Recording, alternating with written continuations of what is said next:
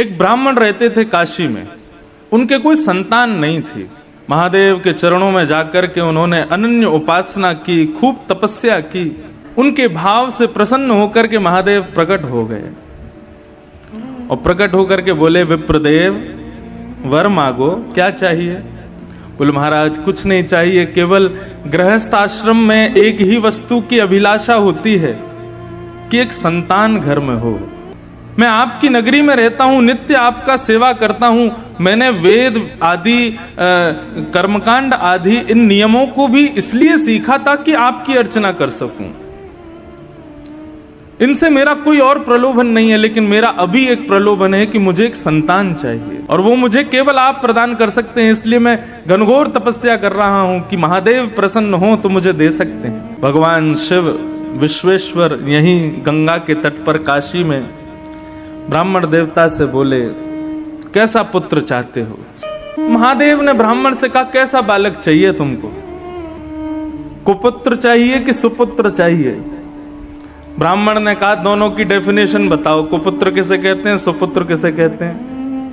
बोले, कुपुत्र जो बहुत दुख दे और सुपुत्र जो बहुत सुख दे। ब्राह्मण देवता बोला, फिर तो सुपुत्र ही चाहिए हमको, दुख देने वाला बालक क्यों मांगेंगे? महादेव विश्वेश्वर कहने लगे, लेकिन एक नियम लागू होगा। क्या? कुपुत्र मांगोगे तो उसकी आयु बड़ी लंबी होगी, लेकिन सुपुत्र मांगोगे तो बहुत जल्दी मर जाएगा, 5 साल की आयु रहेगी बस उसकी।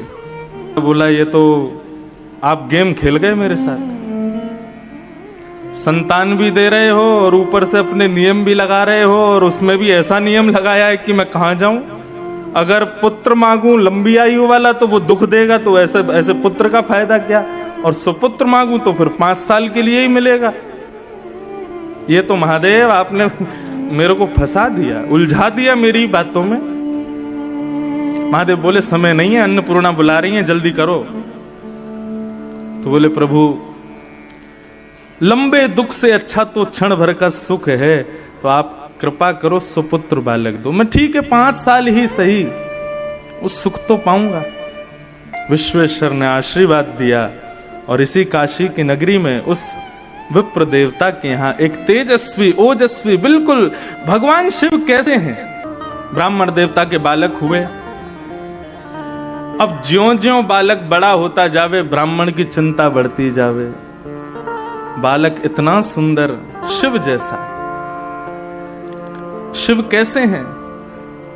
बोले, जैसे चांदी का कोई पहाड़ हो ऐसे चमकते हैं महादेव। यदि कभी प्रकट हो जाए तो ऐसे दिखेंगे, बिल्कुल शिव जैसा वो बालक। उसकी क्रियाएं, उसकी मुस्कान, उसकी अलकावली, उसका मुखमंडल, सबको देख करके सुख लगता है। पिता नित्य चिंता करते हैं कि ऐसे बालक का क्या फायदा, 5 साल बाद तो चले जाना है। नित्य उसको गंगा स्नान कराते, नित्य विश्वनाथ का दर्शन कराते, नित्य काशी के संतों को प्रणाम करवाते, काशी के विद्वानों के सन्मुख ले जाकर के बैठ। उस बालक की ऐसी स्थिति हो गई, वो सबको प्रणाम करता था। एक बार जब उसकी आयु 4 वर्ष की हो गई, 1 साल की आयु रह गई, तो उस बालक को लेकर के उसके बोले, महाराज महादेव ने मुझे ये दिया है, लेकिन इसकी आयु केवल 5 साल की है और ये 4 साल का हो गया, मैं इसके बिना रह नहीं पाऊंगा। आप कैसे भी इसको जीवित रखो, इसकी आयु बढ़ाओ। आप संतों में ताकत है, आप चाहो तो महादेव को कह सकते हो मेरा भाव। बोले, यदि तुम चाहते हो ये बालक जीवित रहे तो इस पर संतों की इतनी कृपा हो जाए, इतनी कृपा हो जाए कि उस कृपा को महादेव चाहते हुए भी कभी नष्ट ना कर पाए। एक दिन आया और उस गली में महादेव के प्रथम 7 शिष्य सप्त ऋषि पधारे। ये सप्त ऋषि कौन हैं? भगवान शिव के पहले 7 शिष्य हैं। सप्त ऋषि पधारे। जैसे ही सप्त ऋषियों को उस बालक ने प्रणाम किया, सप्त ऋषियों ने आशीर्वाद दिया, चिरंजीवी भव। सप्त ऋषि हैं, महादेव के शिष्य हैं। ब्रह्म वाक्यम जनार्दनम, ब्राह्मण की वाणी जनार्दन की वाणी होती है। और मैंने ऐसा सुना है कि ब्राह्मण की वाणी को भगवान भी नहीं काट सकते। अब मेरे बालक की जिम्मेवारी आपकी है, 5 साल का ये हो जाए, इसका यदि बाल बाका हुआ तो पूरे नगर में ढिंडोरा पीटूंगा कि ब्राह्मणों की, ऋषियों की बात मत मानना, ये झूठ बोलते हैं। सप्त ऋषि बोले, इस गली में लेके कौन आया था हमको? ब्राह्मण ने अपने बालक का हाथ ऋषियों के हाथ में दिया, बोले अब इसकी रक्षा आप करो, जब 6 साल का हो जाएगा तब लूंगा वापस। साल में एक वर्ष चिंता में नहीं रह सकता, अब आप इसको संभालो। सप्त ऋषि उस बालक को लेकर के बैठ गए, बोले क्या करें? तब ऋषियों ने विचार किया, बोले सृष्टि के रचयिता ब्रह्मा हैं, ब्रह्मा के पास चलो, वही कुछ कर सकते हैं। ब्रह्मा के पास उस बालक को लेकर के गए और जाकर के उस बालक ने प्रणाम किया। और प्रणाम में तो वो इतना निपुण था, लेट करके बिल्कुल दंडवत, डंडे की तरह सीधा होकर के बिल्कुल प्रणाम करता, फिर उठ करके फिर खड़ा होकर के फिर दोबारा प्रणाम करता, फिर उठ करके फिर खड़ा होकर फिर दोबारा प्रणाम। उसके प्रणाम को देख करके ब्रह्मा जी इतने मोहित हो गए, इतना छोटा सा बालक 4 वर्ष का क्या अद्भुत प्रणाम कर रहा है। ब्रह्मा जी ने उसको आशीर्वाद दिया, चिरंजीवी भव, चिरंजीवी भव, चिरंजीवी भव। सप्तऋषि बोले हमारी बला कटी, अब इनकी जिम्मेवारी है। हंसने लगे सप्तऋषि। ब्रह्मा जी कहने लगे, बोले भैया हंस क्यों रहे हो? बोले काशी के एक ब्राह्मण का बालक है ये, और साक्षात देवादिदेव विश्वनाथ प्रभु ने ये बालक प्रदान किया है, और ये कह करके दिया है कि ये केवल 5 साल जिएगा। 4 साल का हो गया, इसका अंतिम वर्ष चल रहा है। हमने इसको चिरंजीवी भव का आशीर्वाद दिया, तो इसके पिता ने हमको ये बात बताई, हमने ला करके इस बालक को आपसे प्रणाम करा दिया। ब्रह्मा जी बोले तो तुमने अपनी बला मुझ पर डाल दी, अपनी चिंता मुझ पर डाल दी। बोले तो फिर क्या करते हम, हमसे चिंता सहन नहीं हो रही थी, अब आप ही इसकी रक्षा करो, और यदि आपकी वजह से इसकी रक्षा नहीं हुई तो हम तीनों लोकों में ढिंडोरा पीटेंगे कि ब्रह्मा के पास शक्ति नहीं है, ब्रह्मा झूठ बोलता है। ब्रह्मा जी बोले बड़े चतुर हो तुम लोग। बोले ये चतुराई इसके पिता से हमको मिली। ब्रह्मा जी बोले अब तो फिर एक ही उपाय है, स्वयं विश्वनाथ यदि चाहें तो ये बालक जी सकता है। और उस बालक को मैं लेकर के ब्रह्मा सीधे पहुंचे महादेव के पास। उस बालक ने जो दंडवत प्रणाम किया शिव को, बाकी सब तो बैठे बैठे उसका प्रणाम देखते थे, लेकिन महादेव तो उठ करके गए और बालक को हृदय से लगा लिया। बोले बालक चिरंजीवी भव, चिरंजीवी भव। जब महादेव ने आशीर्वाद दिया, ब्रह्मा के नेत्र सजल हो गए। परंतु ये कैसे संभव होगा? ये बालक आपने ही प्रदान किया है एक ब्राह्मण को, और इसकी आयु केवल 5 वर्ष की आपने बताई थी। महादेव को याद आया, बोले अरे ये तो वो प्रकांड विद्वान एक ब्राह्मण, उनका बालक है क्या? बोले हाँ, ये आपने ही तो दिया है, अब आप इसको चिरंजीवी कैसे बनाएंगे?